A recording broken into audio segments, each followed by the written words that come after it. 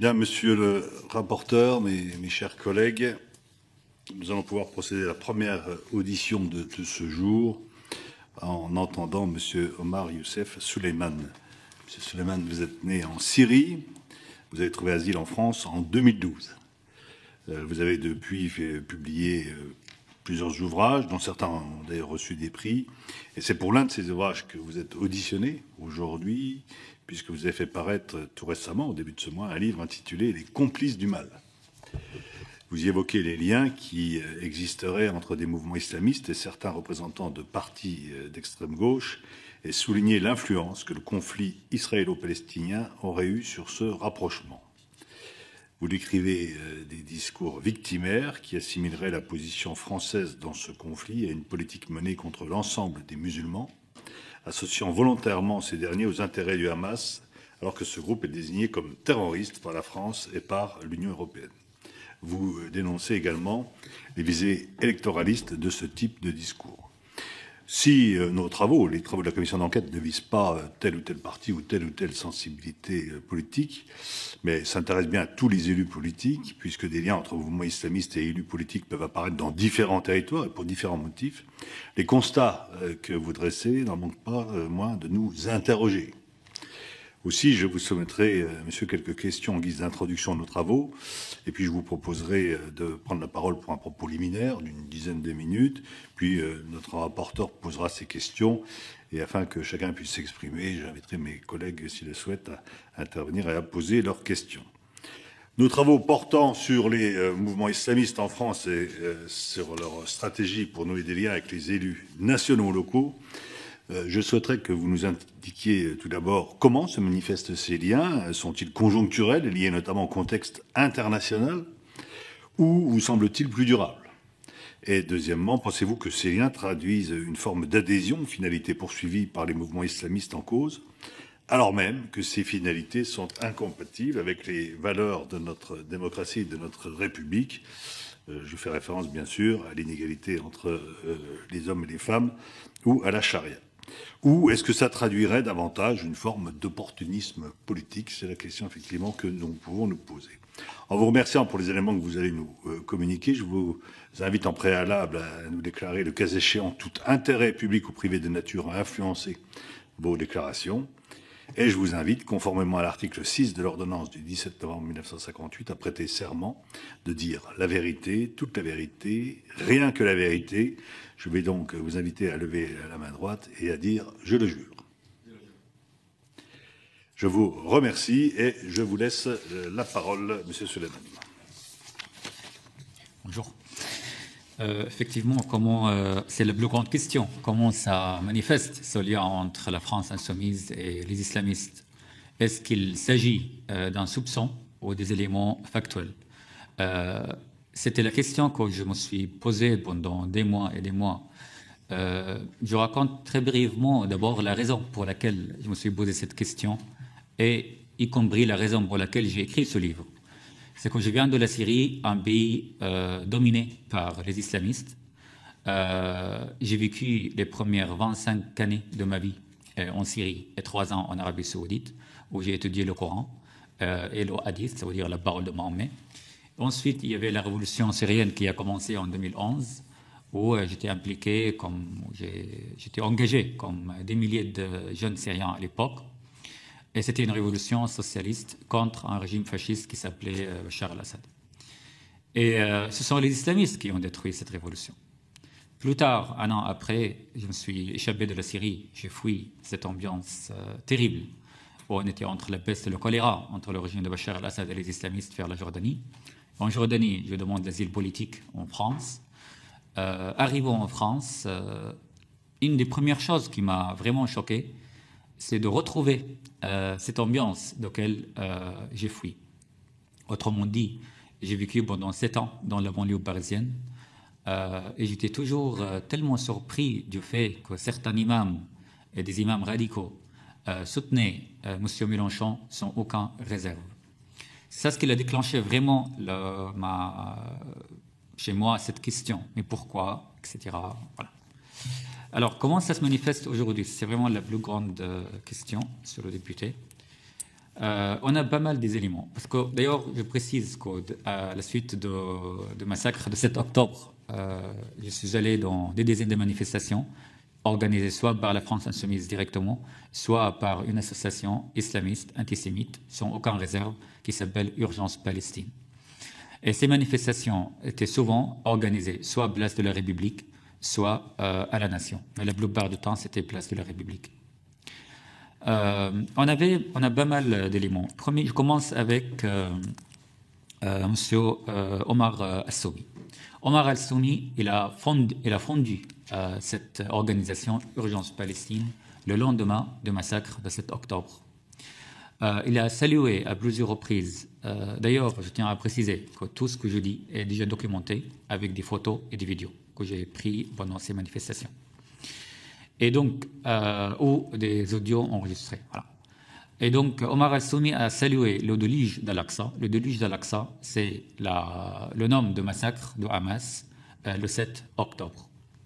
C'est la même personne, Omar Al-Soumi, qui organise ces manifestations côte à côte avec des députés comme Mathilde Panot, Thomas Bortes, Arcelia Sodé ou d'autres députés qu'on trouve régulièrement durant ces manifestations.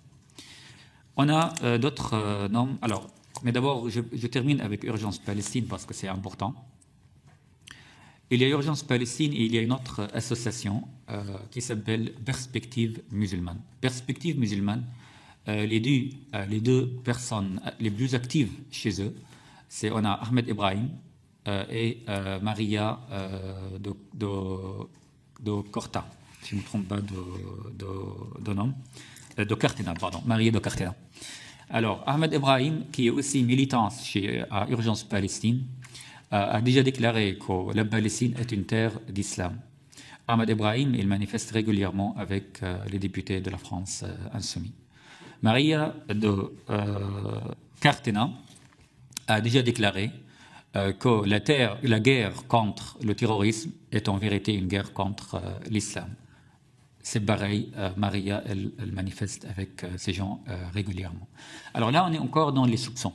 C'est-à-dire, quand on voit, là, ça c'est vraiment la réponse la plus régulière de la part des élus ou des militants de la France insoumise, quand ils disent qu'on va dans ces manifestations avec la bonne foi. Et ici, je tiens à préciser que je n'accuse à aucun cas ceux qui manifestent avec cette bonne foi. C'est-à-dire qu'ils voient qu'il y a des victimes à Gaza. Ils voient qu'il faut faire quelque chose. Ils sont hors de mon sujet. Moi, vraiment, ce livre, il est vraiment... je l'ai écrit uniquement sur qui organisent ces manifestations et qui ont un projet politique islamique derrière cela. On a un troisième... on a un des députés les plus actifs dans ces manifestations, Thomas Bortes. Thomas Bortes, il est déjà, d'ailleurs récemment, il est allé au Liban avec Salah Hamouri. Salah Hamouri est un militant à FPLP.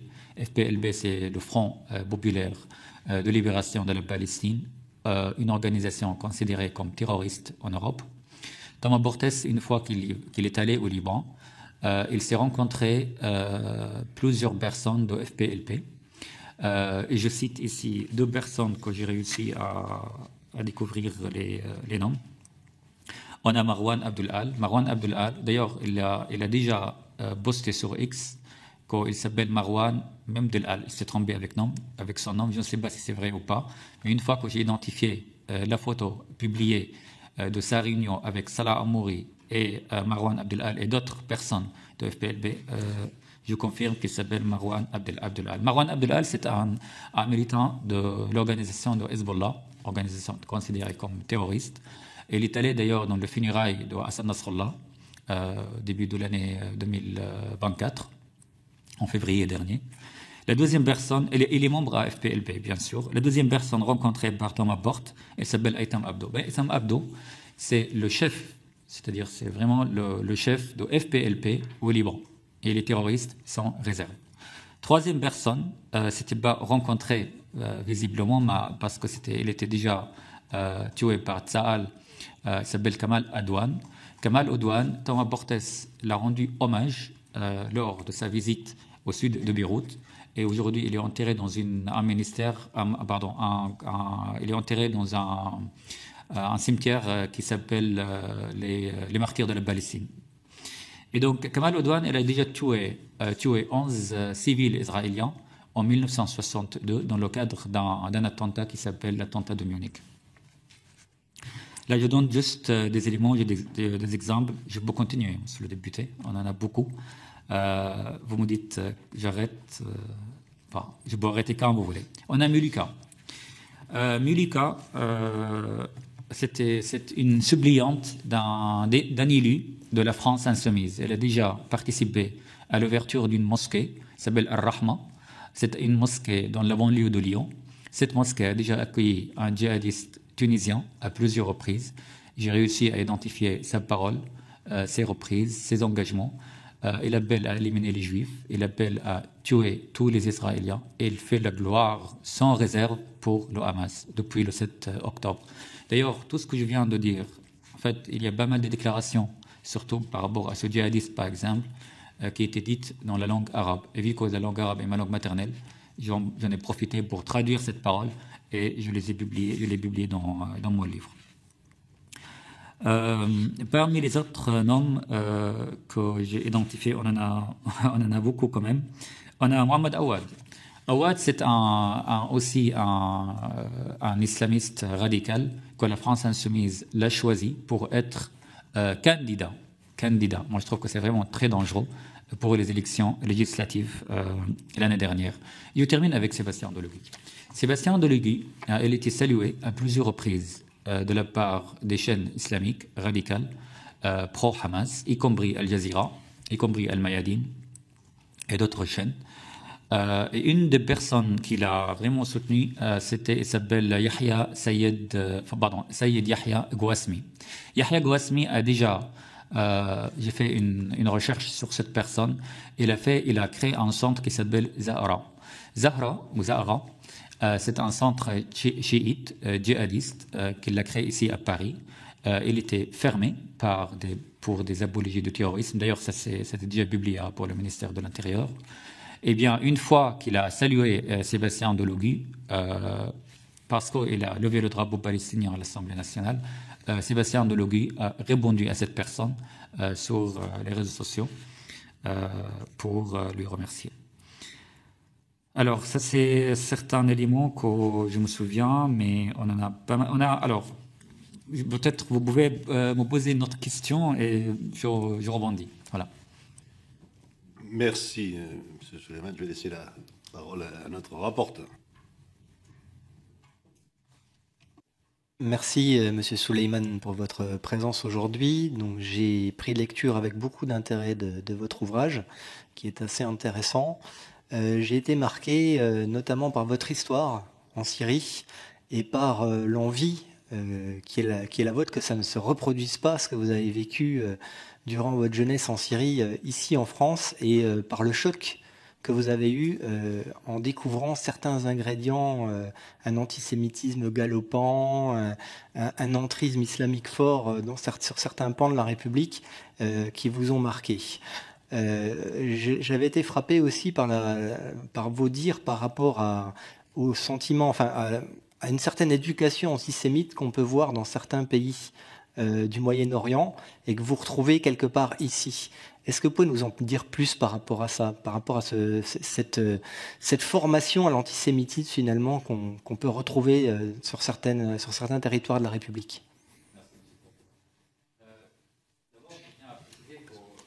La raison principale pour laquelle j'ai écrit ce livre et j'ai pris ce risque, c'est que je ne voulais pas que les islamistes qui ont détruit mon pays d'origine font la même chose en France, pays que j'ai adopté, qui m'a adopté. L'antisémitisme a toujours été présent, malheureusement, au Moyen-Orient. Cela fait partie essentielle de la religion. Et là, il faut vraiment préciser que quand je parle de la religion, je parle d'un projet islamique radical qui était fondé dans les années 20, plus précisément en 1928, par les frères musulmans en Égypte, par une personne qui s'appelle Hassan al-Banna. Hassan al-Banna, son idéologie, la base de son idéologie, était faire le djihad contre les juifs dans la terre en Palestine à l'époque. C'était avant la naissance même de l'État israélien. Je pense que c'est ça ce qui a déclenché l'antisémitisme au Moyen-Orient. Parce que cela a déjà existé dans le texte. Or, les islamistes, ils prennent ce texte parce que dans plusieurs religions, on trouve des textes extrêmement radicaux et appelant à la haine. Mais le rôle d'un islamique, de reprendre ces textes et les diffuser en public et construire un projet politique. Donc il y avait des groupes djihadistes appartenant aux frères musulmans qui allaient pour faire le djihad contre les frères musulmans. Et c'était dans la même période où Amin al-Husseini. Amin al-Husseini, c'était le mufti d'Al-Quds. D'ailleurs, ça c'est bien à préciser que plus tard, Amin al-Husseini a rencontré Hitler pendant la Deuxième Guerre mondiale. Et tous les deux, ils ont construit une armée qui s'appelle l'armée des musulmans, qui faisait partie de l'armée des nazis. Et il y avait 20 000 musulmans là-dedans. La plupart d'eux, c'était de l'Europe de l'Est. Pourquoi je raconte ceci? Pour dire les liens. D'ailleurs, on a même découvert dans les archives qu'il y avait un lien entre même Hassan al-Banna, le fondateur des frères musulmans, et les nazis. Pour tous ces éléments, tous ces éléments ont déclenché cette haine envers les Juifs. Bien plus tard, alors la construction de l'État, ou la naissance de l'État israélien, pendant toute cette histoire, c'était ce qui a même encore augmenté cette intensité. Vous imaginez, monsieur le procureur, qu'on avait 800 000 Juifs vivaient au Moyen-Orient avant la naissance de l'État israélien. Aujourd'hui, on n'a même pas 30 000. Donc toutes ces personnes qui vivaient ici depuis des centaines, même des milliers d'années, c'était dans leur pays, en Syrie, en Irak, au Liban, même dans les pays du Maghreb. Oui. Donc je trouve cette antisémitisme, parce que c'était insupportable pour eux. Dans ma ville maternelle, à côté de Damas, qui s'appelle Kotaïfa, déjà dire d'être juif, ça veut dire on insulte une personne. Moi, c'est ça tout ce que je me souvenais de mon enfance vis-à-vis de ce mot. Quand on se défend, on dit je ne suis pas si juif pour me traiter si mal, vous voyez, parce que les juifs sont traités même pas comme des êtres humains. Dans le Coran, on a 40, si je ne me trompe pas, on a plus que 41 versets qui parlent des juifs, surnommant les fils d'Israël, le prophète. Et dans aucun cas que les juifs étaient bien traités. Encore une fois, on ne parle pas d'un Coran pratiqué dans la religion par croyance individuelle, on parle d'un projet politique. Plus tard, pour revenir à votre question, arrivant en France, c'était extrêmement choquant. Pour moi, qu'est-ce que c'est la France? La France, c'est l'universalisme, c'est la laïcité, c'est de vivre ensemble, c'est la diversité, c'est disons, d'une manière ou d'une autre. Moi, j'appartiens à cette France que j'aime beaucoup. La France de Jean Jaurès, que j'avais lu même avant d'arriver en France. La France de Paul-et-Loire, de la Résistance. C'est pas là, en fait. C'est pas dans ce pays où on dit on doit éliminer ou détruire un pays qui s'appelle Israël. D'ailleurs, Thomas Bortes, pour revenir à votre question, monsieur le député, Thomas Bortes a déclaré en mois de juillet dernier, là je cite par la chaîne Al Jazeera, qu'il faut libérer l'ensemble de la Palestine. Je tiens à confirmer que quand on appelle à la libération de l'ensemble de la Palestine, ça veut dire on appelle à détruire un État qui s'appelle Israël, où 75% des habitants sont juifs. Donc ça c'est, à mon avis, ça c'est de pur antisémitisme. D'ailleurs, dans la plupart des manifestations ici, organisées soit par la France Insoumise, soit par Urgence Palestine, ou d'autres associations palestiniennes, on appelle, en fait ça c'est devenu comme, dans la normaliser l'idée de détruire un État qui s'appelle Israël. Et je me demande donc, est-ce qu'on a déjà appelé une fois à détruire l'ensemble de la Russie qui lance une guerre contre l'Europe? À mon avis, non. Je n'ai jamais entendu de ça. On fait des manifestations en critique à un régime qui s'appelle Poutine. Et on a tous les droits de critiquer un régime qui s'appelle, ou un gouvernement qui pourrait être extrémiste en Israël ou ailleurs. On n'a pas le droit d'éliminer un État tout en entier. Ce discours, plus précisément, c'est dans lequel on était éduqué, dans lequel on a grandi. Chaque matin, quand on allait à l'école en Syrie, on répétait la mort à Israël. Ça veut dire qu'on devait jeter tous les juifs, parce que les juifs et israéliens en Syrie, c'est tellement similaire, dans la mer, dans la Méditerranée. Donc revivre ça revoir ça ici en France, pour moi, c'est insupportable et c'est horrible. Merci, Monsieur Souleymane. Je pense que c'est un message très fort que vous portez aujourd'hui. Je voudrais revenir sur l'islamisme en France. Vous considérez qu'il existe aujourd'hui un risque que la France soit détruite par la folie radicale des islamistes. À quel point, selon vous, ce risque est-il avéré et comment cette menace peut-elle se matérialiser concrètement? Pardon, si j'ai bien compris, votre question concerne comment ça pourrait emmener au chaos, tout ça. Voyons l'intensité d'ailleurs dans ces manifestations, les dizaines de manifestations qui étaient organisées par LFI et ces islamistes. Ce n'est pas un appel à la paix, mais un appel à la haine. Voyons à quel point les actes antisémites ont été augmentés depuis le 7 octobre. Je n'ai pas les chiffres dans l'esprit pour l'instant, mais tout est documenté selon plusieurs enquêtes, les actes contre les Juifs en France. En France, on a 5 millions, environ 5 millions de musulmans et on a environ 500 000 Juifs. À mon avis, selon tout ce que j'ai vu, tout ce que j'ai vécu, tout ce que j'ai rassemblé comme preuves et des éléments, disons, le projet de la France insoumise, en faisant ces liens avec les islamistes, c'est déclencher l'intensité entre ces deux communautés par plusieurs manières. Premièrement, quand ils s'adressent aux musulmans en tant que musulmans, mais pas en tant que citoyens français, moi je trouve que c'est extrêmement dangereux. Quand ils répètent sans cesse que les musulmans sont en danger et l'ensemble de la France est un État islamophobe. C'était Mélenchon qui l'a déclaré suite au crime qui était horrible, qui était commis contre Boubacar dans une mosquée à Paris. D'ailleurs, le criminel n'était pas français, il était serbe. Mais peu importe, c'est condamné à tout, sans réserve.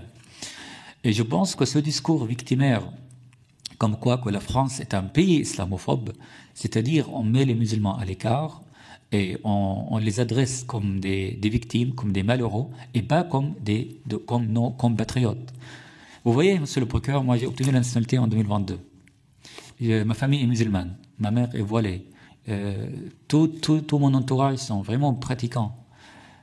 On s'en fiche complètement si je crois en Dieu ou pas. On s'en fiche complètement si je suis musulman ou pas. C'est quoi la différence entre nous ici dans cette salle? On est des citoyens. On appartient à cette France. Pour moi, c'est ça ce qu'il compte aujourd'hui. Et malheureusement, ce discours est complètement absent chez LFI. Ils n'arrêtent pas d'appeler des musulmans comme des musulmans, viser les musulmans. Et je pense que c'est un discours séparatiste. Par rapport au chaos, on a déjà les actions antisémites, surtout depuis qui étaient doublées plusieurs fois depuis le 7 octobre. On a même les agressions contre les musulmans. Et ici, je tiens à préciser que rien n'est pire pour les musulmans en France, comme le projet islamique, et surtout l'alliance entre les islamistes et la France insoumise, parce qu'à mon avis, ces musulmans sont pris en otage par un projet séparatiste. Merci. Merci, Monsieur Souleymane. Je voudrais revenir sur les manifestations auxquelles vous avez participé et dont vous dites avoir des documents justificatifs, des vidéos, des preuves, des participations des uns et des autres. Le 5 octobre 2024, place de la République, il y avait une manifestation organisée par le collectif Urgence Palestine, qui a été créé le 8 octobre 2003. Et selon vous, étaient présents Madame Soudet, Monsieur Porte, Monsieur Boyard, Madame Aubry et Monsieur Mélenchon. Et surtout était présent Monsieur Omar Assoumi, qui est le garde du corps de Rima Hassan et qui aurait appelé à cette occasion à la résistance armée. Est-ce que vous pouvez nous confirmer ces propos que vous avez tenus dans votre livre, s'il vous plaît? En fait, non, Omar Assoumi, ce n'est pas le garde du corps de Rima Hassan. Omar Assoumi, c'est le fondateur d'Urgence Palestine. Mais le garde du corps de Rima Hassan, c'est aussi un militant très actif à Urgence Palestine. Ça, c'est aussi un élément très grave à ajouter. Mais ce n'est pas Omar Assoumi. Omar Assoumi, il avait plusieurs rapports, d'ailleurs, antisémites. Et ici, je tiens à citer aussi Mehdi Meftah. Mehdi Meftah, ça fait partie de l'indigène, le mouvement politique l'indigène. Et il avait déjà manifesté des années auparavant, où il a déclaré, d'ailleurs, Mehdi Meftah, il manifeste régulièrement avec Ercilia Sodé, avec Mathilde Panot, Thomas Porte et d'autres députés. Et j'ai réussi à arriver à une déclaration vraiment dangereuse sur le chaîne Al-Mayadine qui appartient qui soutient sans réserve Hezbollah et l'Iran. C'est une chaîne libanaise où il a considéré que la loi contre le séparatisme, c'est comme une loi qui vise les musulmans en France. Voilà, je confirme tout le reste des éléments que vous avez cités. Merci. Alors, vous parlez dans votre ouvrage, chez Page 18, d'une complicité toxique entre les islamistes et LFI, qui donne d'ailleurs son titre à votre ouvrage. Pourriez-vous revenir sur les exemples concrets de cette complicité qui vous semblent les plus marquants, même si vous en avez déjà évoqué quelques-uns? Pourquoi mettre en avant le cas de Rima Hassan? Et est-ce que d'autres partis politiques sont concernés par des liens éventuels avec les mouvances islamiques?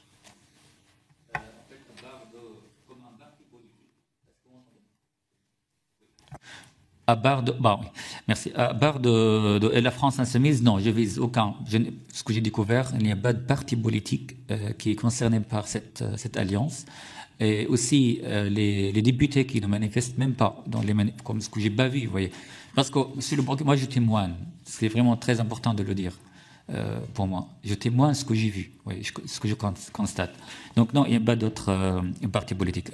Par rapport à Rima Hassan. Elle est sur la couverture pour plusieurs raisons. D'ailleurs, elle est vraiment le sujet, c'est pas le sujet principal du livre, mais c'est le fil rouge du livre.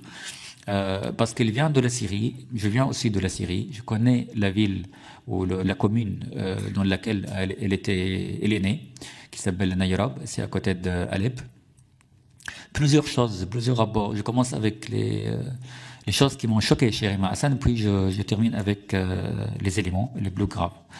Ce qui m'a tellement choqué chez Rima Hassan, c'est que quand elle est rentrée en Syrie, début de l'année 2024, elle a déclaré à la chaîne Al Jazeera qu'elle est rentrée parce qu'elle se sentait en sécurité, à Nirab, et elle a fui la France parce qu'elle était menacée à mort.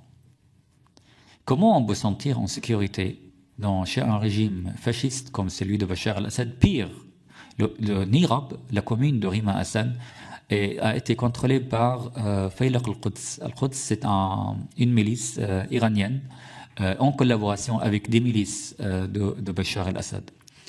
Deuxième chose qui m'a tellement choqué, c'est qu'elle n'a jamais condamné le boucher de Damas qui a assassiné des centaines de milliers de Syriens, y compris des Palestiniens. Vous voyez, selon les chiffres, on a 98 Palestiniens qui ont été arrêtés par le régime de Bachar al-Assad de camps en Irak et des dizaines d'autres camps ou d'autres villes en Syrie.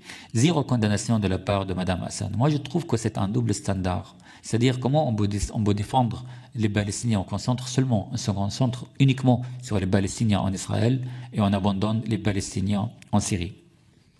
Comme si rien ne s'est passé. Troisième chose qui m'a choqué, c'est qu'elle n'a jamais reconnu la France.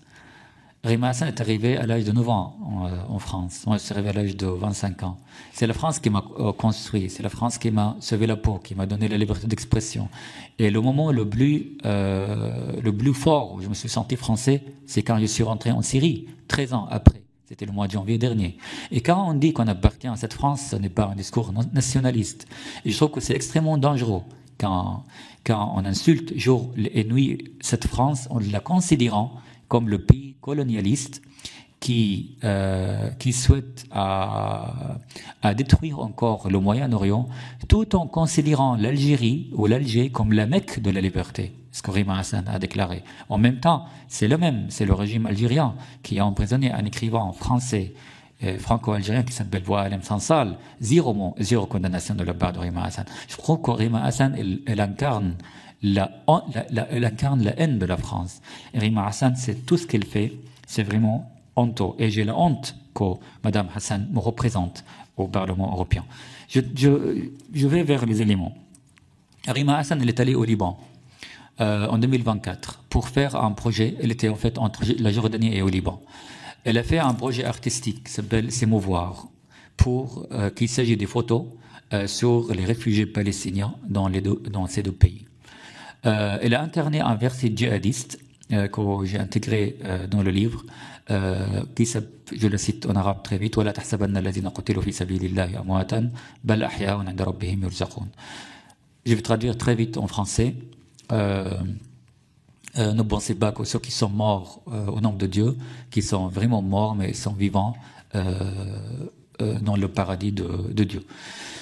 Donc, ce verset, c'est la base d'Al-Qaïda, de Daesh, de Hamas. C'est vraiment leur discours. C'est le verset le plus inspirant pour les martyrs de djihad islamique, partout dans le monde entier. C'est le verset le plus dangereux dans le Coran. Après, un autre verset qui est dans le Surat Al-Anfal, peut-être je reviendrai tout de suite parce qu'il est très important, qui appelle à se préparer pour faire des attentats ou pour faire le djihad. En fait, et on a pas mal des éléments concernant Madame Hassan. Il y a aussi le témoignage d'une ancienne députée de LFI, la France Insoumise, qui a quitté la France Insoumise, qui m'a confirmé, que je cite d'ailleurs dans le livre, que c'est une femme vraiment courageuse, m'a confirmé que la Rima Hassan pensait que Bachar al-Assad est le moins, disons, mal pour la Syrie. Je termine avec la flottille pour Gaza, parce que c'est vraiment important. On a beaucoup parlé de ce sujet ces derniers mois, et déjà dans la presse ça existe, parce que ici, en fait, je ne souhaite pas répéter ce qui était déjà dit. Je souhaite dire des choses exclusives, des choses nouvelles pour ne pas perdre votre temps. On avait déjà parlé des soupçons comme quoi que la flottille pour Gaza était organisée par Zahir Biraoui, que je cite toute l'histoire dans le livre. Zahir Biraoui, c'est un collaborateur avec le Hamas, mais ce qu'on n'a pas encore cité dans la presse, c'est que le nom de Mohamed Sawala.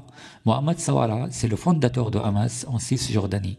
Aujourd'hui, c'est un militant armé quand même. Aujourd'hui, il est réfugié au Royaume-Uni. C'est aussi un collaborateur avec Zahir Biraoui. Et tous les deux, ils sont très actifs dans ce sujet. Et je pense que le plus grave, pendant ma recherche de l'histoire de Zahir Biraoui, c'est qu'il a travaillé comme journaliste à une période de sa vie dans une chaîne islamique qui s'appelle Al-Hiwar, ça veut dire le dialogue. Et il a interviewé même Ismail Haniyeh. Ismail Haniyeh, l'ancien chef de Hamas. Et Ismail Haniyeh a déclaré qu'il faut vraiment se concentrer sur briser le blocus de Gaza afin de changer la politique internationale en parlant de ces flottilles. Donc, est-ce qu'on a besoin encore d'autres preuves pour dire que cette flottille n'a rien à voir ni pour transmettre, ni pour emmener des aides humanitaires pour Gaza ou pour aider les civils de Gaza? C'est qu'un projet politique islamique pour faire la gloire à Hamas. Merci. Je voudrais rester sur ces manifestations auxquelles vous avez assisté, et notamment celle Place de la Nation du 8 septembre 2024. Lors de cette manifestation étaient présents, selon vous, Madame Hassan et Monsieur Porte, qui est en présence d'Elias Imzalen, qui est fiché S et conseiller politique d'Urgence Palestine.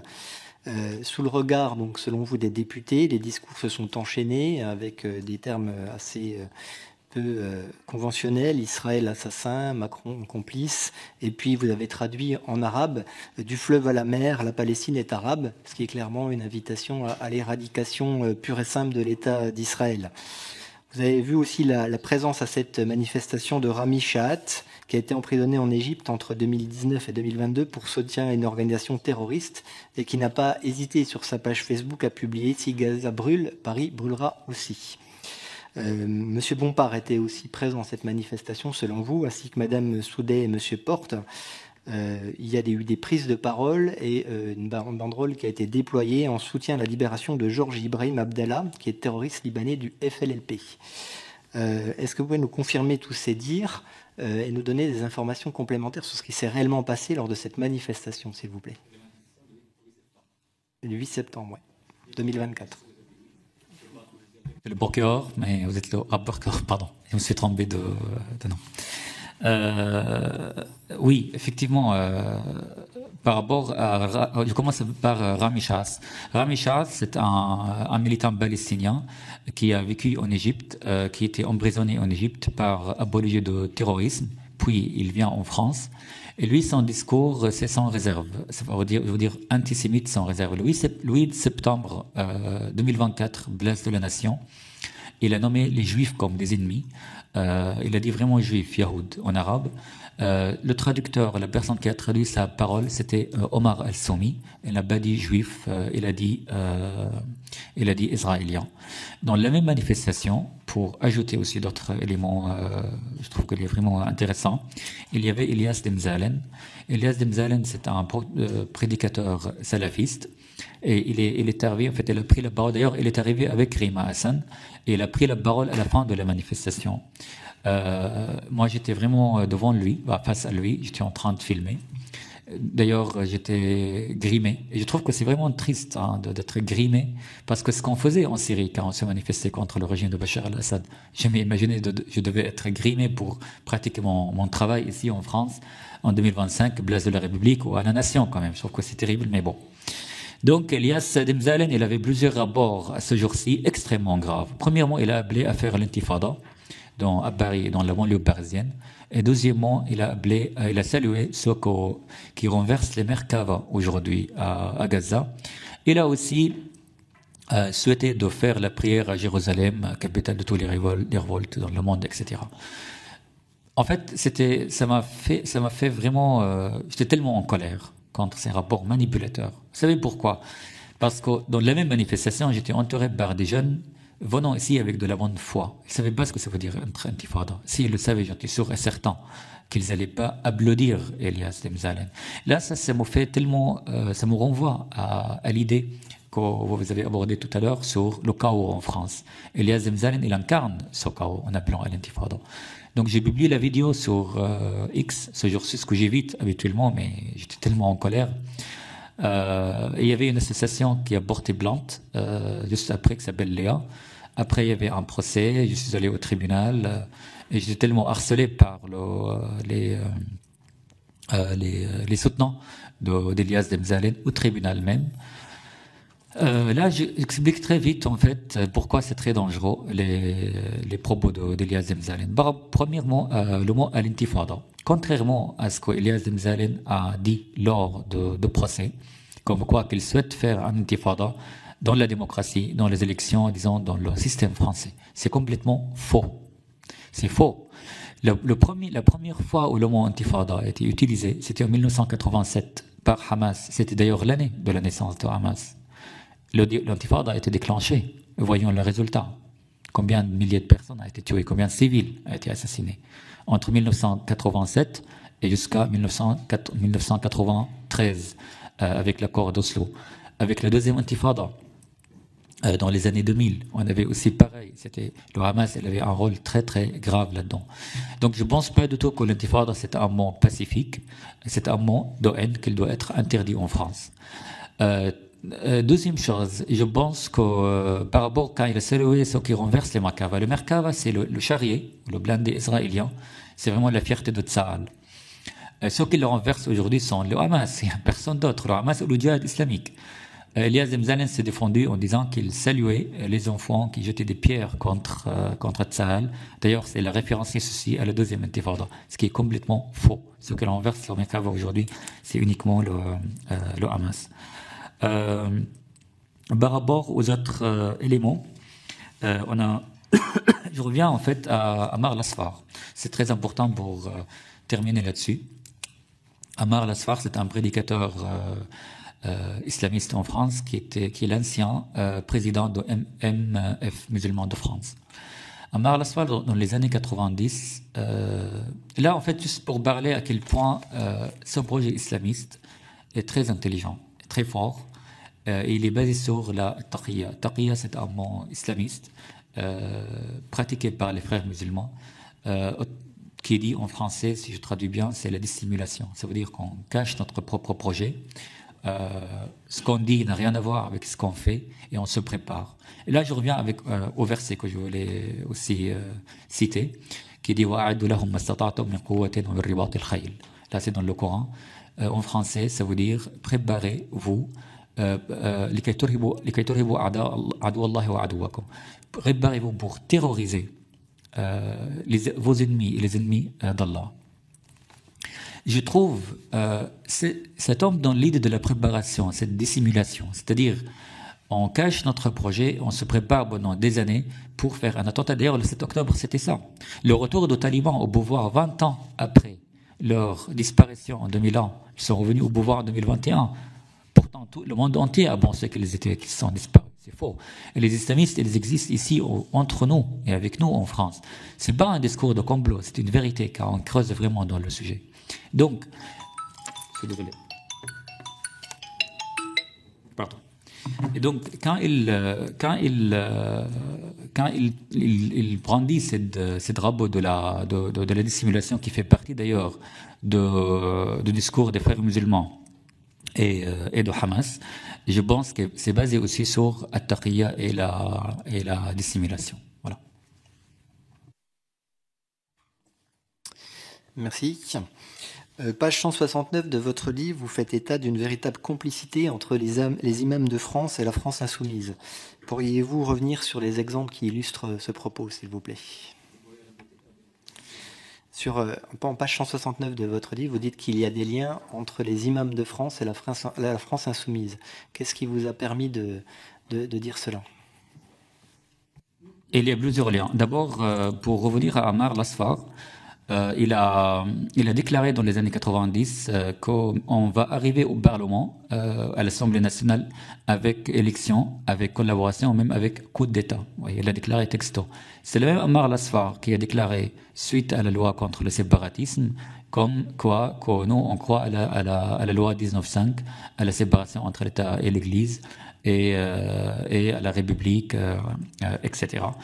Ils ont d'ailleurs la première déclaration, c'était en arabe. La deuxième déclaration, c'était en français. Oui. Donc juste pour éclairer plus cette dissimulation. Donc durant les élections de 2022, pour les élections présidentielles, on avait un prédicateur extrêmement dangereux qui s'appelle Rani Ramadan, qui est le frère de Tariq Ramadan, qui est appelé à voter Mélenchon. Et Rani Ramadan, comme vous le savez, il est interdit d'entrer en France, il vit en Suisse, à cause de ses propos toxiques et djihadistes et terroristes même. On a pas mal de prédicateurs. On a d'ailleurs les soutiens des chaînes islamiques, Al Jazeera, Al Mayadeen, Al Alam, c'est une chaîne iranienne pour la France insoumise. On a les autres associations comme Urgence Palestine, comme Perspective musulmane, ou d'autres qui ont appelé à voter Mélenchon, qui ont soutenu, disons, le parti, ont soutenu LFI.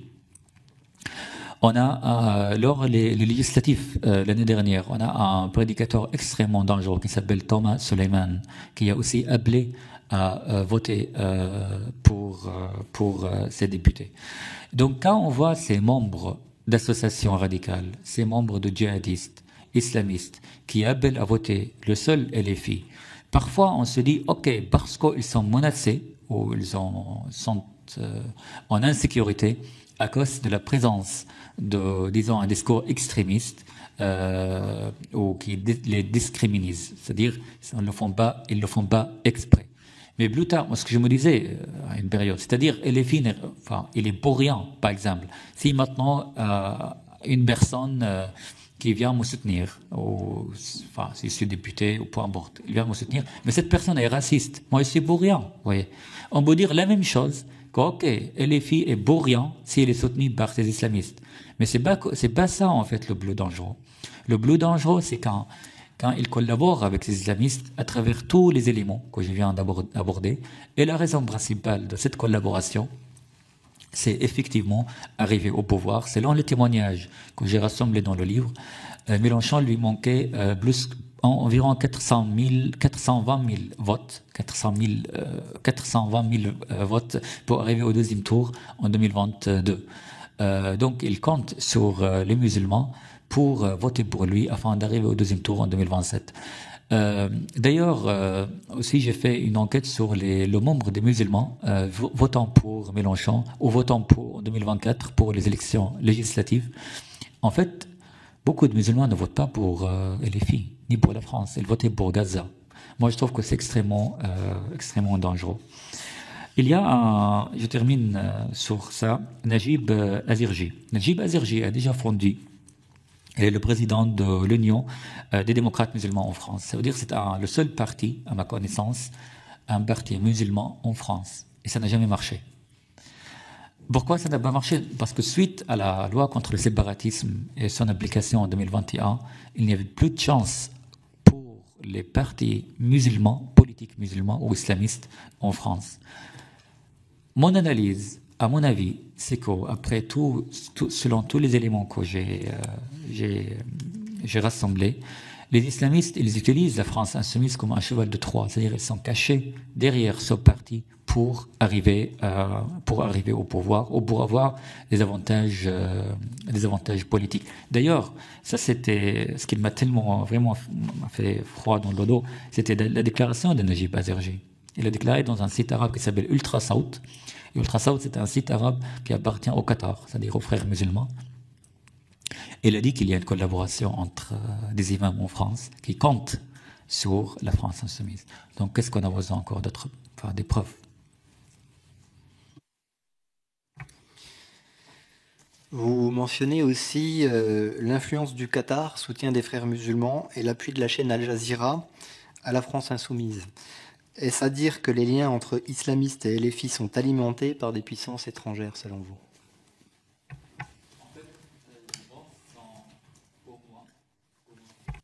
Oui, ça marche. Au moins, ils sont alimentés par une manière indirecte. C'est la suivante. J'ai vraiment calculé toutes les fois qu'une chaîne comme AG+, la branche d'Al Jazeera adressée aux jeunes, les fois où ils ont soutenu Sébastien Delegui et d'autres députés, les fois où ils ont fait la gloire pour le Hamas, les fois où ils ont même fait la gloire à Ahad Tamimi. Ahad Tamimi, c'est une ancienne emprisonnée palestinienne de la part du gouvernement israélien qu'il a déclaré suite à l'attentat de 7 octobre que vous allez même oublier ce que Hitler a fait avec vous. AG+, lui a donné la gloire. Oui. Et donc, médiatiquement, Al Jazeera et d'autres chaînes fréristes au Moyen-Orient, ils soutiennent sans réserve la France insoumise. Alors, par rapport au financement du Qatar, c'est-à-dire d'ailleurs, toutes ces chaînes, bien sûr, c'est de financement. Oui. Ils sont, AG+, moi, personnellement, je pense qu'il doit être fermé en France parce que sans arrêt, elle a deux lignes éditoriales. La première, c'est augmenter la haine envers la France, la traiter comme un pays arriéré, comme un pays dangereux, comme un pays sans sécurité, comme un pays islamophobe. Deuxièmement, faire la gloire aux islamistes et aux imams radicaux en France. On en a beaucoup d'exemplaires. Et la gloire aussi à la France insoumise. Donc ça, c'est le rôle du Qatar que j'ai vraiment constaté et que j'ai documenté. Avec tous les soupçons, là j'ai fini avec les éléments, là je parle des soupçons, qu'il est tellement envisagé que le Qatar participe aussi par rémunérer certains projets ici en France à la gloire ou au profil des frères musulmans et la France insoumise. Vous visez pas mal d'élus de la France insoumise d'extrême gauche qui participent à ces manifestations. Selon vous, est-ce qu'ils ont conscience de la dangerosité des personnes qu'ils côtoient, ou est-ce que c'est simplement une participation pour surfer sur Gaza par l'électoralisme pour aller chercher l'électorat musulman? Et est-ce qu'ils ont vraiment conscience finalement de la radicalité de certains éléments qu'ils côtoient, selon vous, ou voilà? Vous voyez, 3 semaines avant la publication de mon livre, la maison d'édition Plan a reçu, et moi-même, une lettre de mise en demeure de la part de la France insoumise pour leur envoyer un exemplaire en 24 heures. Recevoir cette lettre ici, c'était vraiment très dur pour moi, parce que je pratiquais le journalisme pendant 7 ans en Syrie, et à chaque fois, quand je publiais une enquête ou un article, j'étais humilié. J'étais frappé même, parfois de la part des services de renseignement. Jamais imaginé que 13 ans plus tard, je tomberais sur des politiques qui voulaient me faire taire. Je vous raconte pourquoi je reviens vers cette histoire. D'ailleurs, la semaine suivante, ils ont fait une action judiciaire pour obtenir un exemplaire de ce livre. À ce point, ils ont peur. Un parti politique français souhaite avoir un exemplaire avant la parution d'un livre en France en 2025. Moi, je suis qu'un journaliste qui fait son métier. Et bien sûr, 2 jours après, il y avait un procès que l'avocat, notre avocat, avec il y avait ils ont plaidé avec l'avocat de la France Insoumise et la justice a dit que la France Insoumise n'avait pas le droit d'avoir un exemplaire. Manuel Bompard a justifié cette action pas en disant qu'ils ont demandé un exemplaire parce qu'ils voulaient se préparer pour porter plainte d'affirmation. Mais comment ils savaient qu'il y a des d'affirmation sans lire le livre? Moi, je trouve que c'est... Désolé, mais pour être gentil, je pense que c'est vraiment de n'importe quoi. De quoi ils avaient peur, en fait, si c'était pas concrète? Je pense à 1000% que la France Insoumise sait ce qu'elle fait. Ils savent tous ce qu'ils font. Ce n'est pas de l'aveuglement. Parce que, vous voyez, ça fait plus que 12 ans avec d'autres journalistes, qu'on écrit des enquêtes, qu'on écrit des articles. Personnellement, ça fait même plus que 10 ans ici en France, j'écris sur ce sujet. Dans plusieurs journaux bien lus en France, comme l'Express, comme Le Point. Alors, la France Insoumise, lire quand même, elles peuvent lire ces articles comme tout le monde. L'année dernière, j'ai fait une enquête vraiment longue dans le Figaro sur le sujet. Pourquoi ils l'ont pas lu? Je pense quand même, quand nos députés ne lisent pas le danger de ces gens avec lesquels ils se manifestent jour et nuit, je trouve que c'est soit ils ne le savent pas, et ça les condamne, parce que tout le monde le sait maintenant, qu'il y a un danger islamiste, et s'ils le savent, c'est encore beaucoup plus grave. Et à mon avis, ils le savent à 100%. Et pourquoi ils le font d'ailleurs? Je pense que l'idéologie, et je termine ça j'en parle dans la fin du livre, l'idéologie de la France Insoumise, et surtout Mélenchon, c'est de créer l'affrontement social. C'est-à-dire, ils savent ce qu'ils font. Quand une députée comme Sophie Chikirou dit que la Chine est un pays, ce n'est pas un régime en dictature. Mais c'est horrible quand même de dire ça en France. Comment on peut imaginer une députée française dit que la Chine n'est pas en dictature? Et est-ce qu'on pense que Sophie Chikirou le croit ou le fait juste comme ça, c'était un lapsus? Je ne crois pas du tout. À mon avis, il le fait exprès. Et toutes ces manifestations le font exprès. Mélenchon, qui est passé la semaine dernière, ou il y a quelques jours, avec Benjamin Duhamel sur France Inter, qui lui a fait un doigt d'honneur. Comment on peut accepter ça? C'est horrible quand même. Cette vulgarité, cette intimidation, cette agression de la part de ces députés. Ils le font exprès pour créer le chaos en France, parce que Mélenchon vient d'un milieu trotskiste qui souhaite faire l'affrontement en France, diviser le peuple français pour le dominer et pour le diriger. Merci. Je vais terminer par une dernière question d'ouverture avant que le président laisse la parole aux orateurs de groupe. Vous dites que votre ouvrage a pour but de protéger les musulmans de France pris en otage par les islamistes et les partisans de LFI. Comment les pouvoirs publics, selon vous, peuvent-ils lutter efficacement contre l'islamisme sans stigmatiser les musulmans? Et avez-vous connaissance de mesures prises par des États étrangers qui seraient de nature à nous inspirer? Je commence par les exemples, par les États étrangers. Et peut-être vous serez surpris si je vous cite l'Arabie Saoudite. Non, mais c'est surprenant parce que l'Arabie Saoudite, c'était un pays. Moi, j'ai vécu 3 ans et demi en Arabie Saoudite pendant les attentats de 11 septembre. C'était un pays extrêmement radical, oui, dans la société. Aujourd'hui, regardez comment ça a progressé. En Arabie Saoudite, en Émirats, en Égypte, et dernièrement, le mois d'avril dernier, même en Jordanie, vous imaginez, en Jordanie, les frères musulmans sont considérés comme une organisation terroriste. Qu'est-ce qu'on attend en Europe ou en France, je me demande, franchement. Mais ils se présentent comme des terroristes. Leur projet est terroriste. Leur projet est radical. On ne peut jamais leur faire confiance. Vous imaginez, même en Syrie, ils ont demandé la réouverture de leur bureau suite à la chute du régime de Bachar al-Assad. Et les dirigeants sur place, qui sont islamistes, ont refusé. Ils n'ont pas refusé parce qu'ils n'aiment pas les frères musulmans. Bien sûr qu'ils les aiment, mais ils ne veulent pas emmerder ou déranger les autres pays, que surtout que l'Émirat et l'Arabie Saoudite qui financent aujourd'hui le projet politique ou aide financement les politiques en Syrie. Donc je pense que le premier action, c'est vraiment interdire les frères musulmans, les considérer comme une organisation terroriste en France.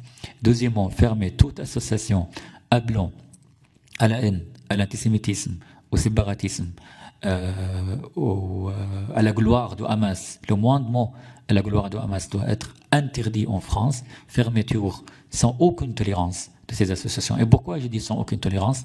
Pour revenir à la première partie de votre question, c'est pour protéger les musulmans. Les musulmans vivaient depuis toujours ici en France. Dans les années 90, il y avait beaucoup de musulmans. Est-ce qu'il y avait ces problèmes qu'on vit aujourd'hui? Je vous donne un exemple très vite de la Syrie. Vous savez, dans les années 70, ma grand-mère n'était pas voilée. La plupart des femmes en Syrie n'ont pas été voilées. L'islam politique n'était pas si présent en Syrie. L'islam politique, là je parle des frères musulmans, a commencé, une fois je suis tombé sur des photos de ma grand-mère, elle était à la plage avec ses potes, en train de s'amuser. J'étais tellement surpris parce que moi j'ai grandi dans un monde où toutes les femmes étaient voilées. J'ai demandé de ma mère, mais pourquoi mamie n'était pas voilée quand même? C'est bizarre. Et elle m'a dit qu'à l'époque, elle ne savait pas ce que c'était la vraie religion. Plus tard, une fois adulte, j'ai creusé dans ce sujet et j'ai découvert qu'une fois que les frères musulmans ont perdu la bataille contre le régime de Bachar al-Assad, à l'époque, plus précisément en 1982, ont commencé à être infiltrés dans la société, manipuler surtout les jeunes à l'époque, en se présentant une femme voilée comme une femme libre, une femme désirable, parce qu'elle garde son corps uniquement pour son mari. Une femme non voilée, c'est comme un objet, une femme sans valeur, etc. Petit à petit, les jeunes ont commencé de mettre le voile. Et le voile n'était pas une action religieuse. D'ailleurs, on n'a jamais été. C'est une action politique. Et donc, ils l'ont mis c'était comme un drapeau pour dire qu'on est croyante, qu'on est sunnite, etc. Ce que je trouve malheureusement tellement présent ici en France. Et je tiens à préciser, je suis contre l'interdiction totale de voile, pour ne pas être mal compris. Je pense que ça, c'est la première action, à mon avis, c'est-à-dire interdire les frères musulmans, fermer les chaînes appelant à la politique des terroristes, et fermer toute association terroriste en France. La deuxième action, et à mon avis, c'est très importante, c'est cultiver la laïcité chez les jeunes ici en France, surtout les jeunes d'origine maghrébine ou d'origine dite musulmane. Vous savez, depuis à peu près 2020, ça fait 5 ans que je fais des ateliers d'écriture dans la banlieue parisienne, à Trappes, à Poissy, et dans les 50 ans en Yvelines, en collaboration avec plusieurs associations. Quand j'adresse à ces jeunes, en leur disant « Est-ce que vous vous considérez comme français ?» Ils me disent que non, on n'est pas français, on est algérien, on est marocain, on est musulman avant tout. Et pourtant, elles ne savent rien de l'islam. Elles n'ont jamais lu le Coran, elles ne sont jamais allées en Algérie. Mais ils veulent être étrangers, ils veulent être algériens pour ne pas être français, c'est tout. Voyez. C'est-à-dire le sujet, la citoyenneté, la laïcité, être français aujourd'hui, chez nos jeunes, c'est un sujet arriéré, c'est un sujet colonialiste, c'est un sujet raciste. D'ailleurs, c'est ce qui alimente ou nourrit cette théorie horrible et atroce sont les gens comme Rima Hassan et la France insoumise. Moi, je pense que, premièrement, fermer toute association radicale islamique. Deuxièmement, cultiver la laïcité chez les jeunes par des ateliers d'écriture, des débats et des interventions. Franchement, y aller dans les villes les plus précaires en France. Merci. Merci, monsieur le rapporteur. Merci pour vos questions. Au niveau de mes collègues, est-ce qu'il y a des demandes d'intervention? Monsieur Dragon, pour le Rassemblement national. Merci, monsieur le président, monsieur le rapporteur. Merci, monsieur Souleymane, d'être parmi nous et d'avoir donné des explications déjà particulièrement intéressantes.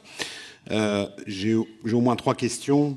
Je vais vous les poser au fur et à mesure, sinon on va perdre le fil de la première. Dans votre livre, vous mettez en avant et vous expliquez les rapprochements, une partie de la gauche et les tenants d'un islam politique conservateur, voire avec les islamistes. Ce rapprochement peut sembler antinomique, notamment sur des questions telles que l'égalité entre les sexes. Comment qualifieriez-vous ce jeu, selon vous, qui sont, et passez-moi l'expression, les idiots utiles de qui ? Alors, dans votre livre, vous expliquez les rapprochements une partie de la gauche et les tenants d'un islam politique. Et ce rapprochement peut sembler totalement contradictoire sur les questions de l'égalité entre les sexes. Voilà, puisque la gauche défend un certain nombre de choses, notamment sur le point de vue des femmes, ce que ne défend pas du tout et sont totalement opposés les islamistes. Vous voulez dire que la gauche ne défend pas l'égalité entre les femmes? Oui, la contradiction. Note et j'aimerais bien. Vous voulez que je réponde tout de suite ou j'attends? Non, mais c'est tout simplement ce que je constate chez. D'ailleurs, je préfère pas dire le mot gauche parce qu'on a des gauches. Je préfère dire la gauche radicale aujourd'hui, surtout la France insoumise. Par rapport à l'égalité femmes-hommes, je n'ai pas creusé dans le sujet, mais ce que j'ai constaté, c'est que quand je suis aussi considéré en tant que réfugié malheureux, le petit migrant. C'est-à-dire, aujourd'hui, une bonne partie de la gauche, même pas, pire, me considère comme une personne récupérée par l'extrême droite, ou disons l'arabe de service. Ouais. Ce que je trouve tellement triste, ça, parce que l'égalité fait partie essentielle des principes de gauche, et quand on stigmatise une personne qui fait son travail en tant que journaliste, en lui renvoyant tout le temps à son origine, je trouve que c'est du racisme et ça n'a rien à voir avec l'égalité principale de la gauche française. C'est-à-dire, elle ne me considère pas comme un citoyen, comme tout le monde. Mais à propos des femmes et des hommes, la stigmatisation là-dedans, je n'ai pas creusé dans le sujet. Désolé. Vous avez parlé des jeunes musulmans ou d'origine maghrébine en disant qu'il fallait enseigner la laïcité tout à l'heure. Est-ce que... alors, attendez, j'ai un problème. Voilà. Les discours séparatistes s'appuient souvent sur la mémoire coloniale pour culpabiliser et mobiliser une partie de la jeunesse, créant ainsi les conditions d'un affrontement social. Cette repentance n'est-elle pas également rendue possible par la complaisance ou l'inaction des gouvernements successifs en France? Oui, effectivement, ce que j'ai déjà répondu à cette question. Oui. En fait, ils envisagent de faire l'affrontement, augmenter l'affrontement et le chaos en France.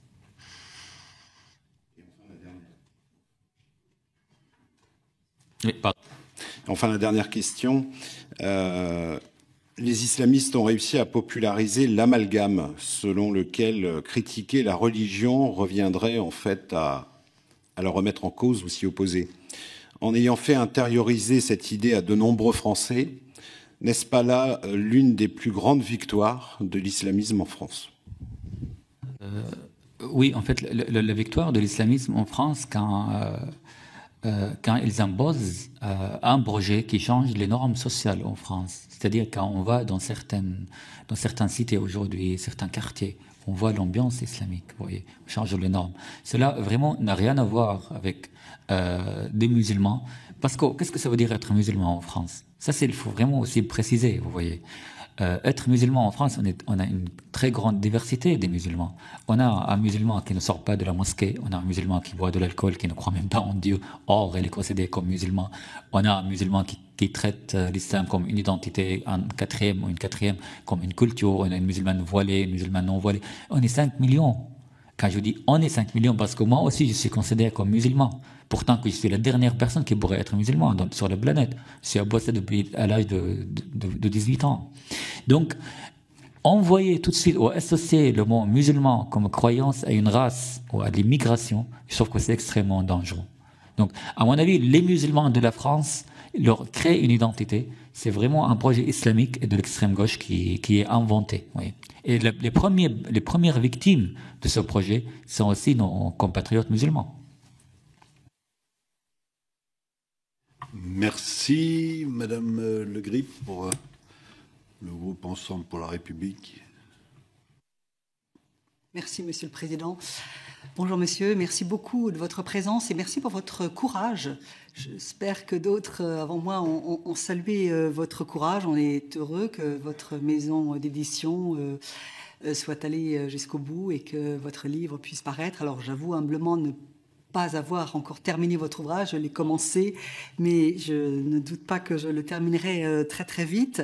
Beaucoup de choses nous ont déjà été dites par vous-même, sont des choses que vous avez déjà écrites, qu'on peut lire dans votre ouvrage, et puis aussi dans beaucoup des interviews que vous avez déjà données. Et je suis heureuse de voir que la presse française s'est quand même fait, et j'espère va continuer à se faire l'écho de beaucoup de vos résultats d'investigation et de ce que vous exposez comme compromis compromission, complaisance, accointance, complicité d'un certain nombre de cadres, membres notamment du parti La France Insoumise avec les réseaux islamistes. Et alors vous nous donnez quelques clés pour tenter de voir effectivement pourquoi cet alliage qui peut sembler si contradictoire entre une extrême gauche qui devrait effectivement être pour l'égalité, qui voilà, était plutôt à retrouver du côté de celles et ceux qui ne voulaient pas s'incliner devant des religieux.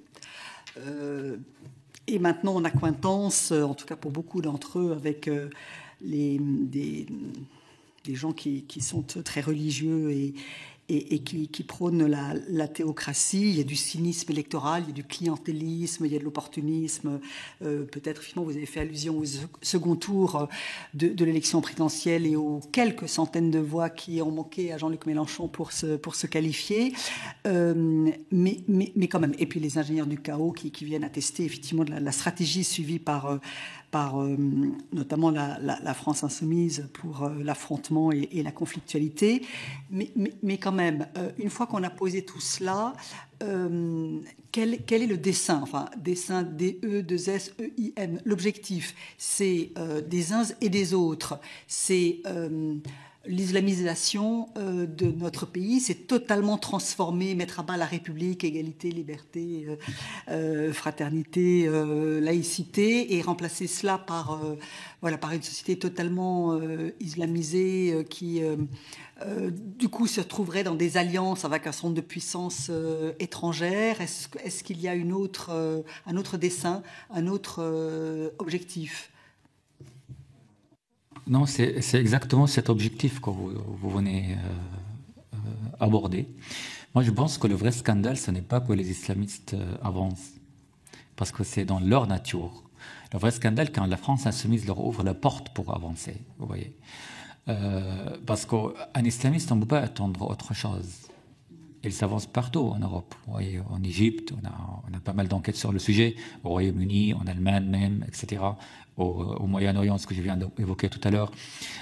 Mais cette complicité, alors justement, ce que vous avez évoqué sur le raison clientéliste de la part de LFI et la raison communautaire de la part des frères musulmans, et aussi politique, hein, parce que finalement, les musulmans votent, et ils le savent. Ouais.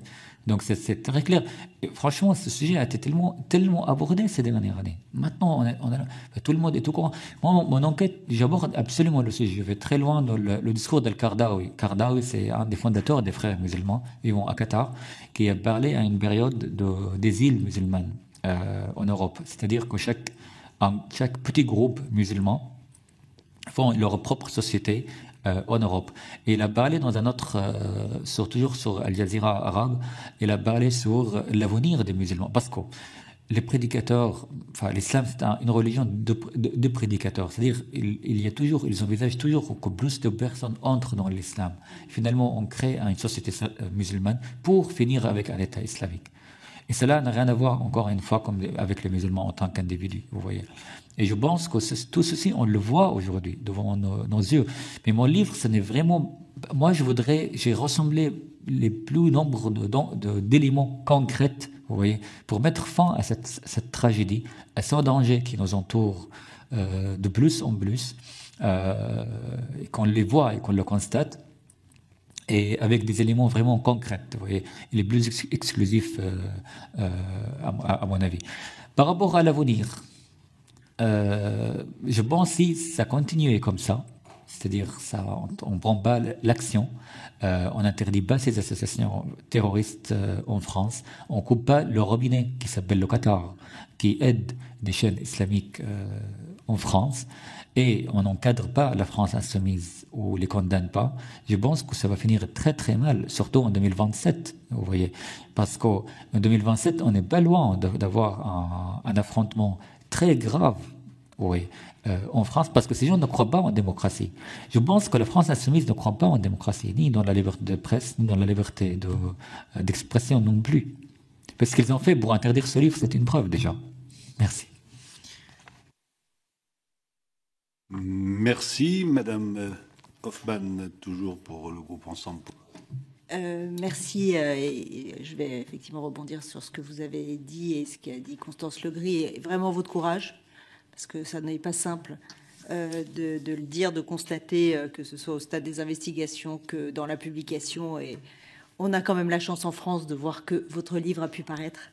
Donc on a encore un espoir de combattre effectivement ces agissements qui ont un seul objectif, c'est effectivement le chaos. Moi, je voulais revenir juste sur 2 points, si vous avez une réponse à ces questions, c'est que cet islamisme radical et ces méthodes sont en fait aussi contre les musulmans. Est-ce qu'il y a 5 millions de musulmans en France? Est-ce que vous avez une idée de... Parce que ça passe par l'éducation, nécessairement par des livres, par des infiltrations. Est-ce que vous avez une idée, effectivement, du degré? Est-ce qu'ils ne s'expriment pas assez par crainte, ce qu'on peut comprendre, certains musulmans, ou est-ce qu'il y a vraiment déjà une infiltration importante, puisque l'objectif est un objectif politique, donc il y a des élections, vous avez dit 27, mais on a 26 avant, ce sont les municipales, et il y a effectivement un risque, parce que les élections municipales sont importantes, puisqu'on est sur le terrain, c'est beaucoup plus proche. Donc si vous aviez, je ne sais pas... des informations qui sont presque quantitatives sur ça, que ce soit au stade de l'éducation, parce que c'est un point absolument fondamental chez les jeunes, chez les tout-petits, et sur le degré, effectivement, j'allais dire, de dégâts, puisque ça touche la population musulmane qui est aussi victime de ça. Voilà. Oui, c'est un point important. Merci. En fait, donner la parole aux musulmans en France, mais tout en précisant qu'ils ne parlent pas en tant que musulmans, vous voyez. Ils parlent en tant que citoyens. Voilà. En tant que Français, vous voyez. Pour en parler, pour aborder ces problèmes. Et je pense que c'est très important aussi de se concentrer sur un sujet. Qu'on a le droit, en fait, de critiquer l'islam tel qu'il est en France, de critiquer le Coran, même de se moquer du Coran, se moquer de Mahomet. Ça doit pas être un tabou. Oui. Durant les ateliers d'écriture que j'aborde dans la banlieue parisienne, je trouve qu'ils ont ce sujet, vous voyez, ils ont ce sentiment, comme quoi qu'ils ont tellement peur de critiquer le Coran. Et quand, vous voyez, et quand on critique l'islam aujourd'hui, vous avez salué mon courage, et moi je suis pas courageux. Je suis pas courageux. Moi je pratique ma citoyenneté. Je suis français, c'est tout. Et aujourd'hui je critique l'islam, peut-être après je vais critiquer un autre. Pourquoi le seul islam, ou les musulmans, ou disons, doit être le sujet le plus grave en France, vous voyez, moi je pense que tout ceci, ça stigmatise les musulmans en France, oui, avant tout. Ouais. Voilà. Donc je pense que banaliser ce sujet, c'est très utile aujourd'hui. C'est-à-dire qu'on parle tranquillement, en critiquant le voile, voilà, Charlie Hebdo, etc. Exactement, comme en critiquant toutes les religions, parce qu'on est dans un pays laïque. Et ça, c'est très clair. Et aussi, tout en se concentrant, en cultivant cette idée de la laïcité chez les jeunes, que j'aimerais bien, je supplie nos politiciens de vraiment soutenir ces projets. Parce qu'on est aujourd'hui, on est une majorité silencieuse. Il y a beaucoup de Françaises et Français qui sont engagés pour ce sujet, mais on n'est pas unis. Vous voyez, on n'est pas unis. On a pas mal de journalistes, on a des écrivains, on a des artistes, des acteurs, vraiment des influenceurs qui souhaitent aller dans la banlieue, mais ils ne savent pas comment faire. Vous voyez. Personnellement, je le fais parce que par engagement, en collaboration avec certaines associations, mais ce sont un cas isolé ce que je fais. Oui, c'est un petit projet, mais j'aimerais bien que ce soit vraiment un projet national. C'est très important. Oui. Donc, en cultivant cette laïcité, je pense, c'est très très utile de se concentrer sur l'idée suivante, c'est que la laïcité, c'est la seule chose qui protège les musulmans. Vous voyez, dans les années à la suite de la création de Daesh en Syrie, de la ville de Raqqa, la capitale de Daesh, se trouvait qu'il y avait des dizaines, même des centaines de musulmans, tellement pratiquants, même des femmes qui mettaient pas seulement le voile, mais même couvraient leur visage. Ils se sont échappés de Raqqa. Ils sont allés vers où? Soit dans l'autre zone contrôlée par les Turcs, et soit chez le régime d'Assad. Ils ont préféré Assad à Daesh. Pourtant, elles étaient tellement pratiquantes. Alors, imaginons-nous qu'un État islamique naît quelque part dans le monde. Même les musulmans vont jamais supporter ça. Donc, grâce à la laïcité, les musulmans peuvent pratiquer leur propre religion. Oui. Il faut vraiment cultiver cette idée. Donc, la laïcité, c'est pas contre vous, c'est pour vous, enfants. Pas d'autres questions, mes chers collègues. Ben, Monsieur Suleiman, il me reste à vous remercier. Ah, pardon, Madame Le Grip, je vous en prie. Je vous en prie, chers collègues. Esprit d'escalier, si on peut encore abuser un peu de votre temps. Ni vous, ni nous ne sommes des théologiens, mais néanmoins, vous avez beaucoup parlé des musulmans qui vivent en France. Il y a l'expression islam des Lumières qui a quand même commencé, non pas à s'imposer, mais enfin à apparaître dans le discours, dans le débat public. On sent bien qu'il y a assez peu encore de bonne volonté, de gens qui essayent de défendre et de dire ce que pourrait être un islam des Lumières face à l'obscurantisme, effectivement, du fanatisme islamiste et des ténèbres. Est-ce que il y a le sentiment de peur, le sentiment de ne pas être compris, le sentiment de se mettre à dos les musulmans, des membres de la communauté musulmane qui amènent celles et ceux qui voudraient peut-être parler en faveur de l'islam des Lumières, dire un certain nombre de choses sur l'islam qui les amènent à être extrêmement silencieux. Est-ce que c'est parce qu'il y a des ingérences étrangères peut-être vous avez beaucoup parlé du Qatar, bien sûr, de la République islamique d'Iran, on pourrait en parler aussi.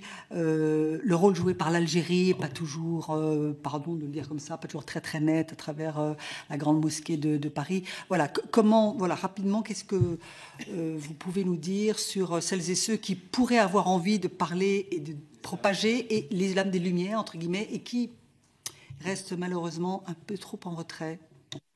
Merci. En fait, je pense qu'il y a des degrés de l'islam. Regardez comment je reviens toujours vers les pays majoritairement musulmans, comme Malaisie par exemple, oui, comme l'Émirat, comme Koweït, etc.